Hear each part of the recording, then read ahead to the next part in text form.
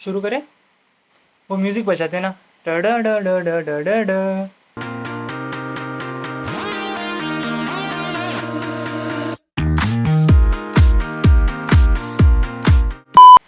तो बहुत लोगों का ये सवाल था कि कुणाल आपने यूके की यूनिवर्सिटी में एडमिशन कैसे की, उसकी स्टेप्स क्या है, प्रोसीजर क्या है, पूरा हमें डिटेल में समझा। अब सबको रिप्लाई देते देते मैं ना कभी कभार थक जाता हूँ, तो मैंने सोचा क्यों ना इस पे वीडियो ही बना दिया जाए, ताकि अगर किसी ने आगे मुझसे पूछा तो सीधा लिंक भेज देंगे। बुद्धि बहुत तेज है तुम्हारी। तो इस वीडियो में मैं आपको पूरी स्टेप्स बताऊंगा, पूरी प्रोसीजर बताऊंगा, इन डेप्थ एनालिसिस करेंगे कि कैसे एप्लीकेशन किया जाता है, वीज़ा प्रोसेस क्या होती है, फंडिंग्स कैसे करते हैं, and all that in depth. मैं ये नहीं कहूँगा कि वीडियो को लास्ट तक देखिएगा, क्योंकि हो सकता है वीडियो थोड़ा लंबा हो जाए और सारी चीज़ें याद ना रहे, बट आप ये वीडियो को सेव टू वॉच लेटर कर सकते हैं या फिर अपनी किसी भी और प्लेलिस्ट में सेव कर सकते, ताकि जब आप एप्लीकेशन प्रोसेस करें तब ये वीडियो आपके साथ हो, आपकी हेल्प करने के लिए। तो सबसे पहली स्टेप आती है कि आपको आपकी यूनिवर्सिटी और कोर्स डिसाइड करना है। और जैसा कि अंकुर वारिकू जी कहते हैं कि जिसमें आप अच्छे हो वो मत कीजिएगा, लेकिन जो करने में आपको मज़ा आता है वो कीजिएगा। तो मैं आपको रिकमेंड करूँगा कि ये कोर्स और यूनिवर्सिटी आप खुद के दम पे डिसाइड करें कि आपको क्या पसंद है। इसमें कोई आपकी कोई मदद नहीं कर सकता, चाहे आप किसी कंसल्टेंसी के पास चले जाओ या फिर आप किसी और एक्सपीरियंस बंदे से पूछ लो, मुझसे पूछ लो, मैं आपकी इसमें मदद नहीं कर सकता, क्योंकि आपको जो पसंद है वो आपको डिसाइड करना है कि आपको क्या पढ़ना है, आपको किस फील्ड में करियर बनाना है। लेकिन आप ये करेंगे कैसे? आप यूनिवर्सिटी और कोर्सेज़ के बारे में सर्च कैसे करेंगे? नॉर्मल गूगल सर्च कर सकते हैं, या फिर अगर आपके दिमाग में ऑलरेडी कोई यूनिवर्सिटी है तो स्पेसिफिकली आप उस यूनिवर्सिटी के वेबसाइट पे जाके आप उस पूरे कोर्स के डिटेल को देख सकते हैं कि कोर्स कितने साल का है, उसकी फ़ीस कितनी है, और अदर रिक्वायरमेंट्स जो भी उसके एंट्री रिक्वायरमेंट्स है, वो सारी चीज़ें आप उसके यूनिवर्सिटी के वेबसाइट पे चेक कर सकते हैं। जैसे कि फॉर एग्ज़ाम्पल ये मेरी यूनिवर्सिटी का कोर्स है जो मैं कर रहा हूँ, नॉट एग्जैक्टली मैं कर रहा हूँ, उन्होंने कोर्स अभी अल्टर कर दिया, थोड़ा चेंज कर दिया है कोर्स, बट मोटा मोटा यही है कि इसमें आपको सारी डिटेल्स मिल जाएगी कि आपके कोर्स का ओवरव्यू क्या है, इसकी कितनी फंडिंग होती है, इसके क्या entry requirements and all that. और ये सारी रिसर्च करने के बाद मैं आपको रिकमेंड करूँगा कि एटलीस्ट 3 से 5 यूनिवर्सिटी तो भी आप शॉर्टलिस्ट कीजिए जिसके लिए आपको अप्लाई करना है। कभी भी सिर्फ एक यूनिवर्सिटी के भरोसे मत रहिए, क्योंकि हो सकता है आपका एप्लीकेशन उस यूनिवर्सिटी में ना हो, there are chances of that as well. तो रिकमेंड करूँगा 3 से 5 यूनिवर्सिटी के लिए जाएं और फिर सारी एप्लीकेशन प्रोसेस आप एक साथ करें सारी यूनिवर्सिटीज़ के लिए। एक बार आपने डिसाइड कर लिया कि आपको कोर्स कौन सा करना है और सारी यूनिवर्सिटीज़ आपने शॉर्ट लिस्ट कर ली है, फिर आते हैं अगले स्टेप कि आप उस यूनिवर्सिटीज़ के लिए अप्लाई कीजिए। तो अप्लाई कैसे करेंगे? अप्लाई करने के लिए 2 मेथड्स होते हैं। एक, आप वाया यूकैस जा सकते हैं। तो basically UCAS is universities and colleges admission services. जैसा एक पोर्टल होता है जिस पर से आप सारी यूनिवर्सिटीज़ के लिए, ना सारी but most of the universities के लिए आप अप्लाई कर सकते हैं, लेकिन उसके लिए आपको कुछ फ़ीस भरनी पड़ती है। फॉर 2021 रिक्वायरमेंट्स इट वॉज एक यूनिवर्सिटी के लिए अप्लाई करना है तो 20 पाउंड, और अगर एक से ज़्यादा यूनिवर्सिटीज़ के लिए अप्लाई करना है तो आपको 26 पाउंड लगेंगे। लेकिन अगर आप बिना यूकैस के थ्रू जाते हैं और डायरेक्टली यूनिवर्सिटी के लिए अप्लाई करते हैं तो बहुत सारी यूनिवर्सिटीज़ ऐसी भी होती है जिसके लिए कोई एप्लीकेशन फ़ी नहीं लगती, इट्स फ्री ऑफ कॉस्ट। तो आप सीधा यूनिवर्सिटी की वेबसाइट पे जाके अप्लाई बटन पे क्लिक करके आप डायरेक्ट एप्लीकेशन कर सकते हो। या फिर यहाँ पे मैं रिकमेंड करूँगा कि आपको अगर बहुत हैस्टी लगता है ये सारी चीज़ें, तो आप किसी कंसल्टेंसी की मदद बिल्कुल ले सकते हैं। यहाँ पे यूनिवर्सिटी का एप्लीकेशन फॉर्म भरते वक्त आपको कुछ डॉक्यूमेंट्स रखना बहुत ज़रूरी होता है आपके पास।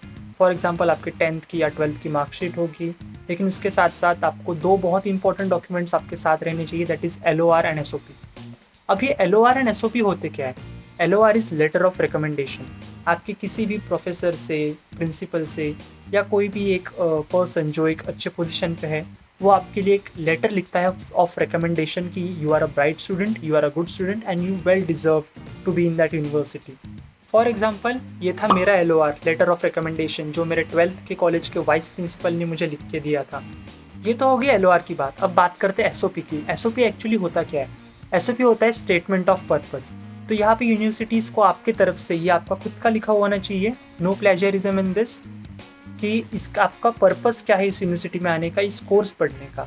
How will you benefit the society, how will you benefit your self.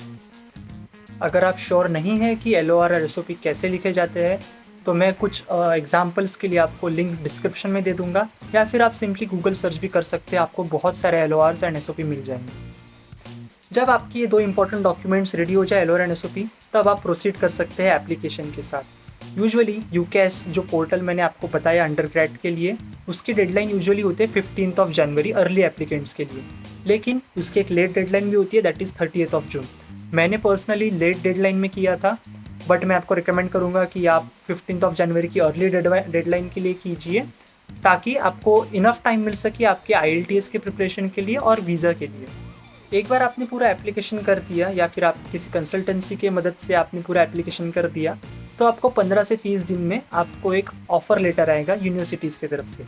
यह ऑफ़र लेटर इधर कंडीशनल हो सकता है या फिर अनकंडीशनल हो सकता है। अनकंडीशनल ऑफ़र लेटर का मतलब होता है कि you are granted admission in that university without any further requirements. लेकिन अगर आपको कंडीशनल ऑफ़र लेटर आया है, तो वहाँ पे कुछ कंडीशंस मेंशन की होगी ऑफ़र लेटर में, जो आपको फुलफ़िल करनी पड़ेगी।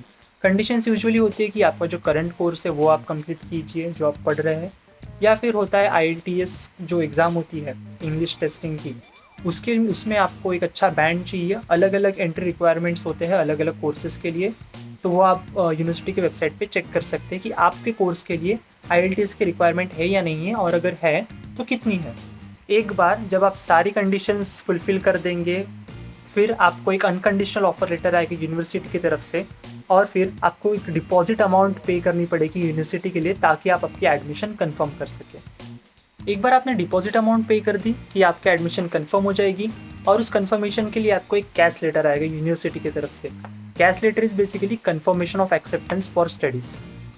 इस कैश लेटर में आपको सारी चीज़ें मेंशन की जाएंगी कि आपकी कोर्स की स्टार्ट डेट क्या है, एंड डेट क्या है, आपको टोटल कितनी फ़ीस भरनी है, and all the things. For example, ये मेरा कैश लेटर था। ये स्टेप कंप्लीट करने के बाद you are already halfway through. आपने यूनिवर्सिटी डिसाइड कर लिया, आपने रजिस्टर कर लिया, आपने अप्लाई कर लिया, आपने सब कुछ कर लिया है अब तक। अब बात करते हैं फंडिंग्स की। ये काफ़ी लोगों का फेवरेट पॉइंट होता है कि भाई साहब एक्चुअली पैसे कितने लगते हैं अब्रॉड स्टडी करने के लिए। तो इस चीज़ को थोड़ा ब्रेक डाउन करते हैं कि यूके में आने के बाद आपकी सबसे मेन कॉस्ट्स क्या होगी। तो सबसे मेन आपके लिए होगा आपकी ट्यूशन फ़ीस। जितनी भी आपकी कोर्स की फ़ीस है वो तो आपको भरनी पड़ेगी, प्लस उसके साथ साथ आपको आपका रेंट एक्सपेंस भी देखना पड़ेगा, और साथ ही में आपको आपकी अदर लिविंग कॉस्ट भी देखने पड़ेंगे। ये तो हमने बात कर ली कि आपके सारे एक्सपेंसेस हो गए, लेकिन इन एक्सपेंसेस को आप कवर कैसे करेंगे, बहुत मुश्किल हो जाता है, क्योंकि बहुत बड़ी अमाउंट्स होती है ये सारी। और साथ ही में at the point of making this video, आज के एक्सचेंज रेट अगर देखा जाए तो करीब करीब 100 rupees, 100 rupees is equal to 1 pound, जो कि बहुत ज़्यादा हो जाता है एक्सचेंज रेट में भी। तो आप इस चीज़ को कवर कैसे करेंगे? तो सबसे पहले आता है आपकी ट्यूशन फ़ीस। ट्यूशन फ़ीस या तो आपको खुद पे करनी पड़ेगी बाय गॉड्स ग्रेस, अगर आपके पास इनफ अमाउंट है तो आप खुद पे कर सकते हैं। If not, you can apply for a loan. Bank में ईजिली एजुकेशन लोन मिल जाता है। वो बात अलग है कि हमारे देश में एजुकेशन लोन पे ज़्यादा चार्ज करते हैं compare to any other loan, but या इस सज्जन को क्या तकलीफ है भाई? अगर आप लोन लेने की सोच रहे हैं तो आप सारी बैंक के इंटरेस्ट रेट्स को कंपेयर कर सकते हैं, और मैं रिकमेंड करूँगा कि आप अच्छी नेशनलाइज्ड बैंक से ही लोन लीजिएगा, ताकि आपको आगे चल के कोई प्रॉब्लम ना आए। अब बात करते हैं कि आपके अदर एक्सपेंसेस और रेंट, इन 2 एक्सपेंसेस को आप कैसे कवर करेंगे। इन एक्सपेंसेस को आप कवर कर सकते हैं by doing a part time job here in the UK. यहाँ पे यूके में बहुत सारे स्टूडेंट्स पार्ट टाइम जॉब करते हैं।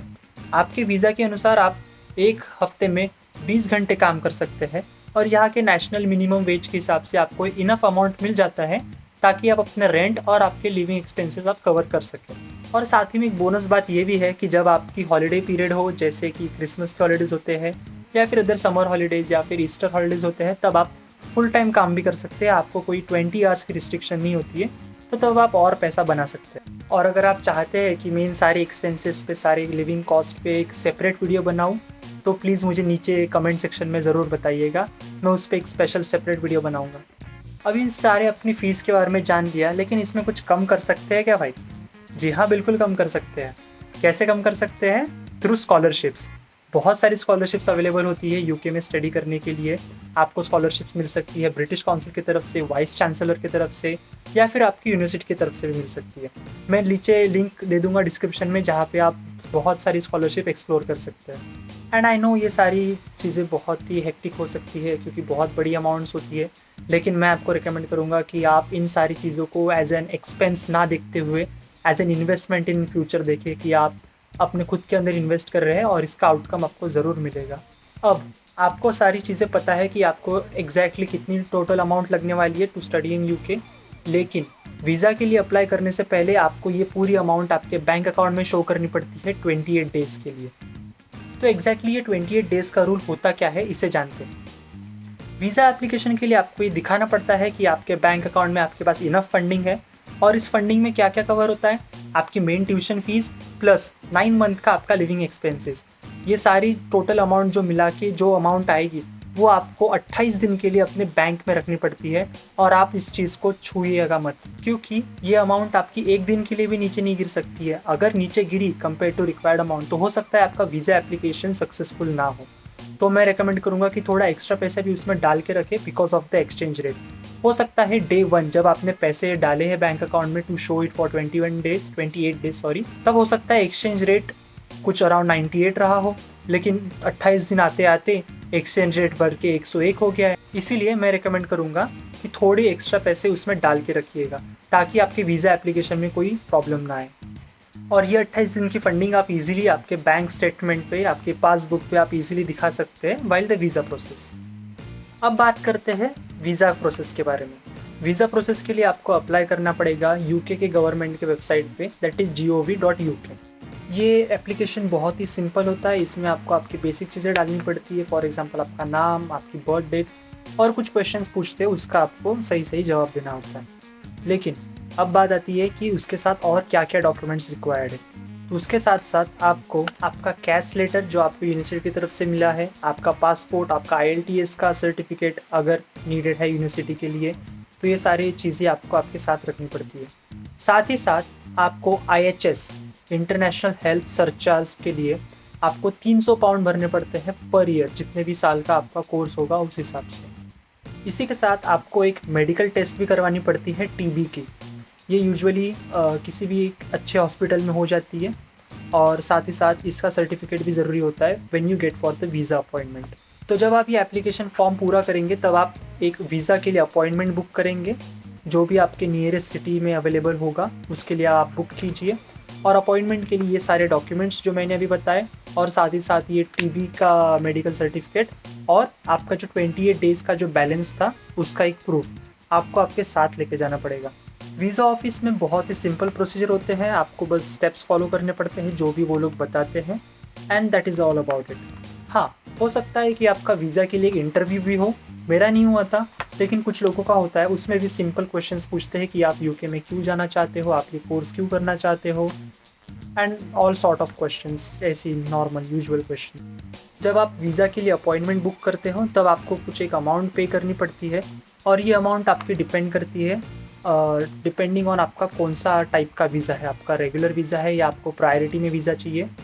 तो रेगुलर वीज़ा करीबन 15-20 दिन में आ जाता है, प्रायोरिटी वाला वीज़ा 7 दिन में आ जाता है, और उससे भी एक अल्टीमेट प्रायोरिटी होती है, मुझे उसका नाम नहीं पता, लेकिन वो 1 दिन में आ जाता है। तो वीज़ा ऑफिस में आपकी सारी प्रोसीजर होने के बाद आपको आपके वीज़ा के प्रेफरेंस के अनुसार, रेगुलर प्रायोरिटी के हिसाब से, आपको आपका पासपोर्ट पे आपका वीज़ा लगा के आपको कुरियर कर दिया जाएगा। अब अगले कुछ दिनों में आपके पास आपका वीज़ा आ गया है, आपकी एडमिशन कंफर्म हो गई है, आपका सारी चीज़ें कंफर्म हो गई है, तो अब क्या करें?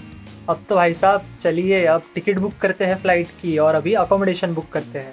ये बात मैंने इतनी खुशी से इसलिए की क्योंकि एक्चुअल में तब खुशी होती है कि आपका सब चीज़ें क्लियर हो चुकी है, आपकी पूरी प्रोसेस हो चुकी है, और अब बस जाने की देरी है। तो हाँ, वो खुशी आपको बिल्कुल महसूस होगी अगर आप ये पूरी एप्लीकेशन प्रोसेस करेंगे तो।